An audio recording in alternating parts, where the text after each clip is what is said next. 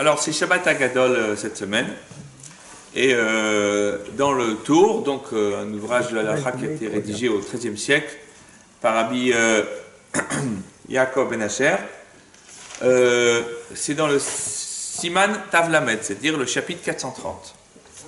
Et en vérité, c'est le Shabbat qui s'est produit juste avant la sortie d'Égypte, qu'on appelle Shabbat Agadol. Alors, que dit-on de ce sujet? On l'appelle Shabbat Agadol parce qu'à cause du grand miracle qui s'est produit ce jour-là. Parce que le Pessah de l'Égypte, le 10 Nissan, les enfants d'Israël ont chacun pris un agneau par maison. Ils l'ont amené chez eux à la maison. Et le 14 Nissan, ils l'ont égorgé. Ils ont mis le sourire kabyle, il fait Henri, c'est bien. Ouais. Donc, et à ce moment-là, ils sont sortis d'Égypte le lendemain, enfin dans la nuit du 14 au 15. Le Rama, Rabbi Moshe Isserles, rajoute, donc concernant le Shulchan Aruch, que l'usage est de dire le mincha qui précède donc Pessah, le mincha de Shabbat Agadol, la Haggadah, pour la réviser. Ouais. Et c'est un peu l'idée majeure. Alors maintenant, il faut quand même se poser une question. C'est que pourquoi est-ce qu'on a appelé ce Shabbat-là spécifiquement Shabbat Agadol? Et en plus, il y a une règle qui nous dit que l'on s'intéresse aux règles concernant la fête, Pessah par exemple, 30 jours avant. Et là, on est quand même loin de tout ça. Alors, qu'est-ce qui a fait que finalement, on a mis un chapitre intégral pour nous parler de Shabbat Agadol? C'est pas vraiment une question de halakha majeure de prime abord. On se demande, mais quelle mouche a piqué le tour de pouvoir mettre un chapitre là-dessus? Qu'est-ce que ça a de spécial ce Shabbat? Donc peut-être qu'il y a quelque chose auquel on n'a pas pensé. On nous enseigne la chose suivante. C'est que le tour, en vérité, c'est aussi le Baal HaTurim, qui est un commentaire sur la Torah, et qui utilise beaucoup les gématriot, la valeur numérique des lettres. Alors, par exemple, le chapitre qui est consacré aux lois du Shofar, donc à Rosh Hashanah, c'est le chapitre Tav Kuf Pe Vav, ce qui correspond au chapitre 586. Shofar, ça vaut combien? Oui, Chava, elle a compris, mais il faut démontrer. Shin, c'est 300, Vav, c'est 6, P, c'est 80, donc on est à 386, et Resh, c'est 200, 586. Voilà. C'est bien de donner la réponse, mais c'est encore mieux de faire la démonstration, juste de préférence. Et donc, on nous dit, ben voilà, le tour, ça tombe bien, lui, il a toujours le bon chiffre qui lui tombe. Alors, pourquoi 430 pour Shabbat Agadol? Ben, combien de temps est-on censé être resté en exil en Égypte? 430 ans. 430 ans. Eh oui. Puisque la Torah nous dit dans Shemot, Umoshav ben Israël Aïcha Yashvu Misraïm, et la résidence des enfants d'Israël qui ont résidé en Égypte, Shloshim Shana, 30 ans, Verba Meot Shana, 430 ans. Évidemment, Rashi et tous les autres commentateurs vont se casser la tête et dire, mais attends, comment la Torah peut dire quelque chose qui va de prime abord à l'encontre de ce que la Torah elle-même nous a enseigné? Nous, on sait très bien qu'on est très loin des 430. On est plutôt dans les 210. 210 ans, ouais. Or, il y a un grand vide. Alors, on va dire, oui, mais c'est depuis la naissance de Abraham, c'est la naissance de Yitzhak, c'est le moment où ils sont descendus. Bref, je ne vais pas rentrer là-dedans, ce n'est pas le sujet. Mais on voit bien que 430 ans, on n'y est pas. Alors, maintenant qu'on a dit ça, il faut quand même comprendre, mais qu'est-ce qui s'est passé? Et puis pourquoi est-ce que c'est le 10 du mois que l'on a prélevé cet agneau pour le sacrifier? Pourquoi on ne l'a pas fait le jour même? Pourquoi on ne l'a pas fait la veille? Pourquoi le 10? Qu'est-ce qu'il y a de spécial? Alors, les commentateurs nous disent la chose suivante, c'est que dans la Torah, il est marqué Vaya lachem limishmeret arba asayam lachodesh. Ce sera pour vous, cet agneau sera conservé jusqu'au 14e jour du mois. Le Mechilta, le Midrash Halachik, nous dit au nom de Rabbi Matia ben Charash l'enseignement suivant. c'est que, en vérité, ils étaient tellement engoncés dans la civilisation égyptienne qu'ils n'avaient aucun mérite qui permette à Dieu de les sortir d'Égypte. D'un autre côté, ils ne les sortaient pas, ils y restaient à vitam aeternam. Ils tombaient au fond du gouffre, et même Akadosh Baruch Hu, même le Créateur, n'était plus à même de les ressortir. Qu'est-ce qu'on fait dans ce cas-là? Alors, on leur donne des mérites. Les mérites, ça a été le sang de la Mila, le sang de la circoncision, puisqu'ils étaient tous incirconcis, sauf la tribu de Lévi, et le sang de l'agneau pascal, le sang de Pessah. Et par ces deux mitzvot, ils ont pu remonter la pente et arriver à sortir.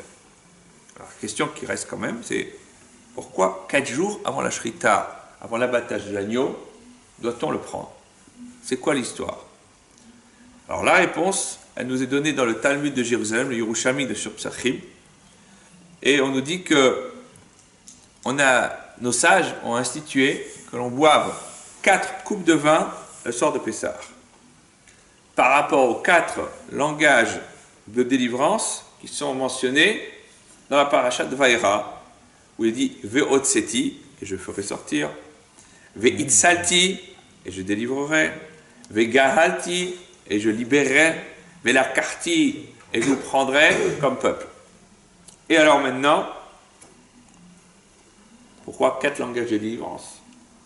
Dieu les délivre qu'une seule fois d'Égypte. Pourquoi il est obligé de mettre la dose? Ils mettent fort la télé en bas, s'ils ne sont pas sourds, ils vont le devenir. C'est la réunion électorale. C'est la réactivité. Oui, c'est par rapport à ce qui se passe. Bon. Alors, deuxième question qui doit se poser, c'est par rapport au fait que dans le Talmud de Jérusalem, ils ont apporté une autre raison pourquoi ils ont institué 4 coupes de vin. Parce qu'il y a 4 fois le mot kos, verre, qui est mentionné dans le rêve que fait les chansons de Pharaon. Et le rêve avec Joseph. Parce que Rabbi Yoshua ben Levi enseigne la chose suivante. Qu'est-ce que disent les chansons? Vekos par obeyadi. Et le verre de Pharaon dans ma main. Vaeschat otam al kos paro. J'ai des raisins et je les presse dans le verre de Pharaon. Vaeten et akos al kaf paro. Et je donne le verre, kos encore, sur la paume de Pharaon. Réponse de Joseph, tu seras réhabilité et tout. Venatata kos paro beyado. Et tu retourneras, tu redonneras le verre de Pharaon dans sa main. Donc maintenant, c'est très joli. Mais dites-moi, c'est quoi le rapport entre le verre de les chansons et la sortie d'Égypte? On s'est éloigné de notre sujet de prime abord. Alors l'idée est la suivante. C'est que l'exil d'Égypte était particulièrement dur. D'ailleurs, la preuve en est, c'est que Amram a appelé sa fille Myriam. Pourquoi il l'appelait Myriam? Parce que la Torah nous dit Vayemarero et Chayehem be'avoda kasha. Ça a fait référence à l'amertume. Donc ils ont rendu amère leur vie avec un travail dur, difficile. Or, on va dire le cœur du problème, il y a eu une période qui était extrêmement difficile et qui a commencé avec la naissance de Myriam jusqu'à la sortie d'Égypte. Cette période très très dure, elle a duré 86 ans. D'accord? Et ça correspond à 1/5 des 430 ans prévus au départ. Donc, il y a 86 ans qui ont été extrêmement difficiles. Puisque Moshe Rabbeinu Moïse, il a quel âge quand on sort d'Égypte? C'est facile. Non. Henri. Il est mort, il avait quel âge? L'âge légal. 120. Combien de temps on est resté dans le désert? 40 ans. Donc il avait... Vous savez compter. 80. Donc en fait, sa sœur, elle avait 6 ans de plus que lui. C'est QFD. Donc vous savez. C'est Myriam, je crois, l'aîné. Après, il y a Aaron. Et après, il y a Moshe. Donc, c'est cette période qui est extrêmement dure. Et en vérité, on peut se poser la question, pourquoi est-ce qu'on a besoin de réparer les 4 fois qui restent, parce qu'il reste en fait 4 fois 86, puisque si 86 constitue 1/5 de 430, on a 4 fois 86. Et donc, on est très très loin de la peine programmée. Hein? Aujourd'hui, quelqu'un qui est condamné à 20 ans de prison, avec les réductions de peine, il va faire peut-être 12 ou 13 ans.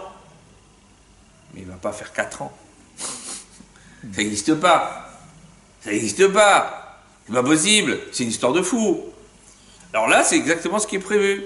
On est condamné à 430 et on fait que 86, vraiment. Donc, c'est d'ailleurs la raison pour laquelle l'ange tutélaire de l'Égypte, il poursuit les enfants d'Israël quand ils s'enfuient. Il est marqué Veine Mitzraim nosea acharem. L'Égypte courait derrière eux. Pourquoi ils courent? Il dit maintenant, c'est pas l'heure. Vous êtes de quel droit vous sauvez comme ça? C'est aussi d'ailleurs la raison pour laquelle les explorateurs, dans le désert, disent mais quelque chose qui cloche. Parce que qu'est-ce qu'ils disent quand ils reviennent de leur exploration? On est la première année, hein. Tout ça, ça se passe dès la sortie d'Égypte. Hein. Amalek Yoshev Beretz Negev. Amalek réside dans la terre du Negev. Et donc, qu'est-ce qu'ils disent les Israélites en conséquence? Nitena Rosh, Venashua Mitzraïma. On choisit un chef et on revient en Égypte. C'est quoi l'idée? C'est pas des fous. Pourquoi ils veulent retourner en Égypte? Et ils disent, si vraiment Dieu est derrière tout ça, il ne peut pas y avoir Amalek qui est aux portes du Negev. Donc, c'est parce qu'on est sorti trop tôt qu'on a toutes ces embûches qui sont à la porte d'Eretz Israël. Donc, il vaut mieux retourner chez nous. Vous voyez que cette réflexion, elle s'empare aussi des enfants d'Israël. Alors pourquoi 4 fois le mot kos qui apparaît dans le rêve de les chansons? Le mot kos, vous savez combien ça vaut? Allez, vous allez faire un petit calcul quand même. 326. Non, kos. Kaf, vav, sa mère. Un verre. Allez, Rémi, vas-y, on va voir si tu sais compter. 86. Eh oui. Kaf c'est 20, vav c'est 6 et sa mère c'est 60. 86. Donc comme la fameuse, le 1/5 de 430. Donc il y a 4 fois le mot kos qui apparaissent dans le rêve de les chansons, avec Joseph. Il reste 4 fois 90. Voilà, alors le Midrash nous dit que, qu'est-ce qui s'est passé dans le rêve? Il lui dit, voilà, j'ai du raisin devant moi. Le Midrash dit, le raisin, c'est Israël. Puisque le verset des psaumes nous dit, Gefen mimitzraim tassia. Du raisin, tu feras voyager depuis l'Égypte. Il y a 3 sarments de vigne, Shlosha Saragim. C'est Moshe, Aaron et Myriam. Il dit, pour Achat, elle est en fleurs, la vigne. C'est la délivrance d'Israël a commencé à bourgeonner. Aletanitsa, il y a un bourgeon qui est sorti. C'est le bourgeon de la délivrance d'Israël. Ifshilu eshkelotia anavim, ces grappes de raisins ont mûri et ont donné des beaux raisins. C'est le jus de raisin qui est sorti. C'est les raisins. Et le kos paro veyadi, et le verre de Pharaon dans ma main, dit les chansons. Et donc de là, nos sages ont dit, eh bien de là l'usage de boire 4 coupes de vin le soir de Pessah pour se rappeler que justement la délivrance d'Israël, elle a commencé dès la descente des enfants d'Israël en Égypte. Alors maintenant qu'on a dit ça, c'est bien joli, mais quand même 1/5, d'où on a sorti ça? Joseph, si vous vous rappelez bien, quand il fait la répartition au début des années de famine, Il dit aux enfants d'Israël la chose suivante. Après qu'il ait tout acquis, il a acquis la terre d'Égypte, il a acquis tout, il leur a dit, écoutez, l'impôt, c'est une seule tranche d'imposition. C'est simple, les Égyptiens. Combien on paye? Vous vous rappelez? 20%, un cinquième. C'est ça l'impôt. Si tu payes 20%, et 80% c'est pour ton usage personnel, mais il faut payer 20%. Alors maintenant vous avez compris. Parce que quand la Torah dit Adeyom Hazeh, c'est-à-dire que c'est une loi qui existe encore. Donc en se basant sur le principe qui est dicté dans la Gemara de Dina de Malchut Adina, la loi du pays c'est la loi. La loi de l'Égypte, c'est que quand j'ai payé 20%, je suis quitte. Donc quand les enfants d'Israël ont 20% de leur esclavage dur qui est effectué, ils sont en droit de réclamer leur liberté. Et c'est ça la délivrance de l'Égypte. D'ailleurs, c'est ce que nos maîtres enseignent, puisqu'il est marqué dans la Torah Ayam Ra'a Vayanos. Donc la mère a vu, elle s'est retirée, c'est ce qu'on dit dans le Hallel, dans Teilim. Qu'est-ce qu'elle a vu? Arono chez Yosef Ra'a. Le Midrash dit, elles ont vu le cercueil de Joseph. Et donc, en voyant le cercueil de Joseph, ils se sont rappelés que la loi que Joseph avait établie était toujours en vigueur. Un cinquième effectué, dette acquittée. C'est la démonstration que l'on nous fait. Alors maintenant, pourquoi du vin spécifiquement et pas une autre boisson? On aurait pu prendre autre chose. Pourquoi on ne fait pas le céder au coca? Il y en a qui aiment pas le vin au jus de raisin. Henri, vous auriez préféré du coca, vous? Non, jus de raisin, c'est bien. Non, jus de raisin, c'est bien. Voilà. Donc, le Hari Akadosh nous enseigne qu'en réalité,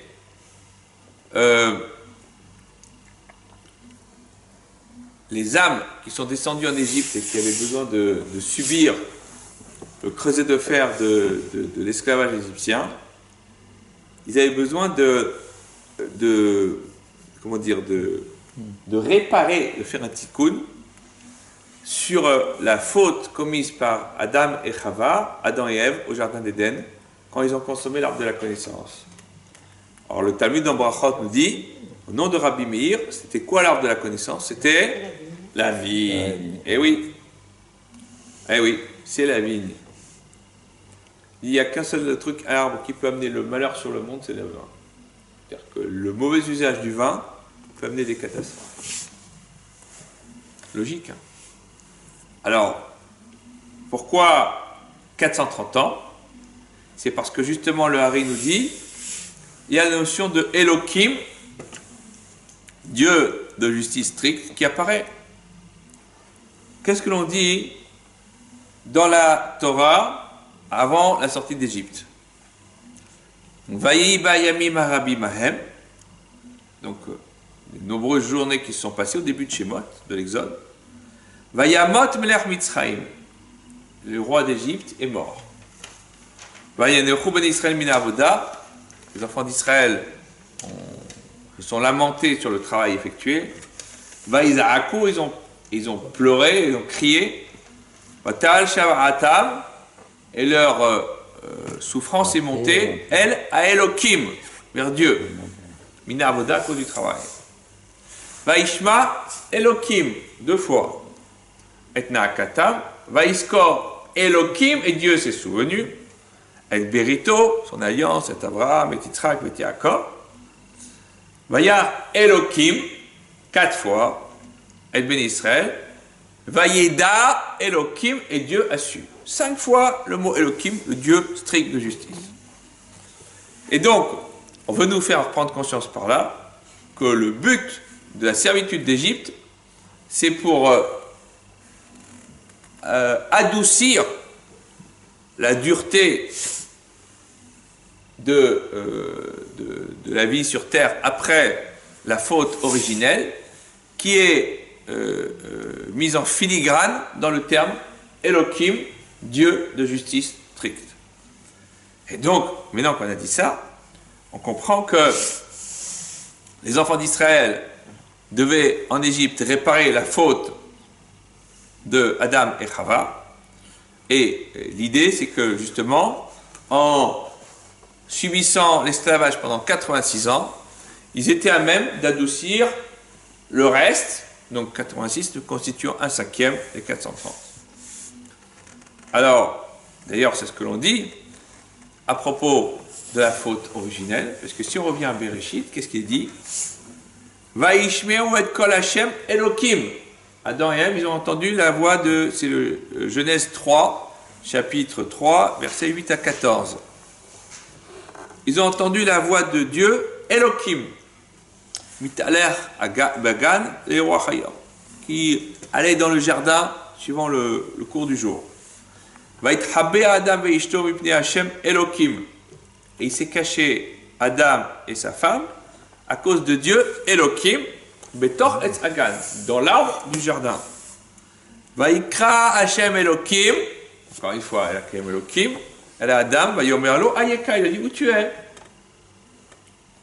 Quelques versets plus loin, Vayomer Hashem Elokim Leisha, Mazot Asit, Dieu a dit à la femme, Dieu Elokim a dit à la femme, qu'est-ce que tu as fait?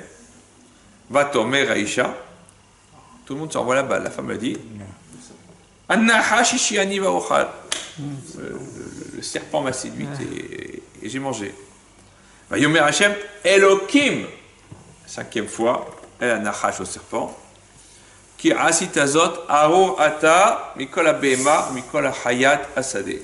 Puisque tu as fait ça, maudit sois-tu de toute bête et de tout animal des champs. Voilà. Donc, l'idée, c'est que le terme Elokim, qui apparaît ici, il est contrebalancé en Égypte, il contrebalance le terme Elokim qui apparaît lors de la faute originelle. C'est une réparation, l'exil d'Égypte est une réparation de la consommation de l'arbre de la connaissance. Alors, pourquoi c'est Moshe qui doit faire la réparation finale? Alors, regardez l'épisode du buisson ardent, le chapitre 3 de l'Exode, le premier chapitre de l'Exode, verset 3 à 11, il est dit Vayomer Moshe el Elokim. Moshe a dit à Dieu, Elokim, Mi anochi, qui suis-je, qui elech el Paro, pour aller chez Pharaon, Vechiyotzi et Bnei Israël mi Mitzrayim, de faire sortir les enfants d'Israël d'Égypte. Vayomer, réponse de Dieu, Keye imach, je serai avec toi. Et ça sera ton signe. Que c'est moi qui t'ai envoyé. En faisant sortir ce peuple d'Égypte. Ta'abdum et Elokim. Vous servirez Elokim, Dieu, à la raser sur cette montagne, sur le Sinaï. Or, le mot Elokim, ça vaut évidemment 86, ça vous le savez. Mais quand on dit Ha Elokim, le He avant, ça veut dire 5 fois Elokim. Et donc, quand Dieu lui dit, quand Moïse dit à Hachem, à Elokim, déduit de là que le mot He qui est avant, il dit, mais comment est-ce que je vais faire sortir les enfants d'Israël d'Égypte? Il dit, parce que ton nom c'est Moshe. Parce que si vous faites 4 fois Elokim, vous arrivez au chiffre 344, d'accord? 4 fois 86. Et en hébreu, ça s'écrit Shin, Mem, Dalet. Et Moshe, c'est Shin, Mem, He. Une lettre de plus. Pour nous dire que Moshe, il est juste au niveau de cela, et que par sa force spirituelle, il est en mesure de nous élever au-dessus de cette dimension qui constitue 4 fois Elohim. Et Dieu lui dit, Keye imach, je serai avec toi. Avec qui, toi? Moshe. Moshe qui est au-dessus de cette dimension de justice.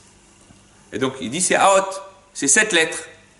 Il dit, oui, c'est cette lettre, puisque toi, tu es Moshe, Et c'est Shin Mem Dalet qui constitue 4 fois la dimension de 4 fois Elohim. Alors, il dit, quand je te forcerai de sortir d'Égypte, il dit, quand vous accepterez la Torah au pied du mont Sinaï, ça sera le moment où on verra que vous êtes sorti de cette dimension et que vous avez réparé la faute originelle. C'est-à-dire que le moment de l'acceptation de la Torah par les enfants d'Israël au pied du mont Sinaï, c'est l'apothéose. Normalement, si à ce moment-là on ne fait pas le veau d'or, on a tout réparé, tout revient on va dire, tout rentre dans l'ordre.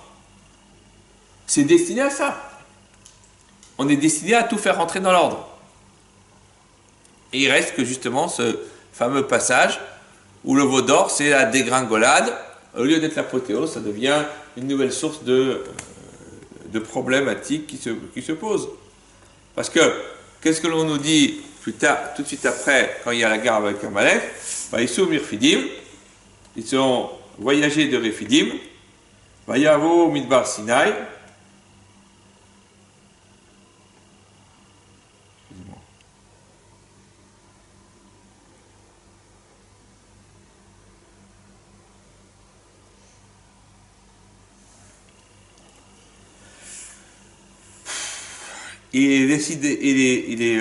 C'est passé à Rephidim, et Rephidim, c'est justement, on nous dit qu'ils se sont un peu relâchés, mais ils devaient aller vers le mont Sinaï. Alors, on revient à la question originale. Pourquoi 4 jours avant l'égorgement d'Agneau Pascal? Parce qu'en vérité, chacun de ces jours constitue le tikkun, la réparation du mot Elohim, de la faute originelle. Et en vérité, chacun de ces jours, c'est un jour où ils sont dans l'angoisse. Alors on me dit, pourquoi pas un jour? Parce qu'il faut chacun. Et le plus difficile, c'est le premier jour. Bah oui, vous imaginez. C'est vrai qu'après, ils vont avoir le torboyau. Mais le premier jour, c'est affreux. Le premier jour, il faut une force terrible pour arriver à ça. Alors le premier jour, qu'est-ce qu'ils font? Eh bien, ils y arrivent, et grâce à cela, ce premier jour étant un Shabbat, c'est vraiment Shabbat Agadol. Parce que c'est le moment où justement ils arrivent à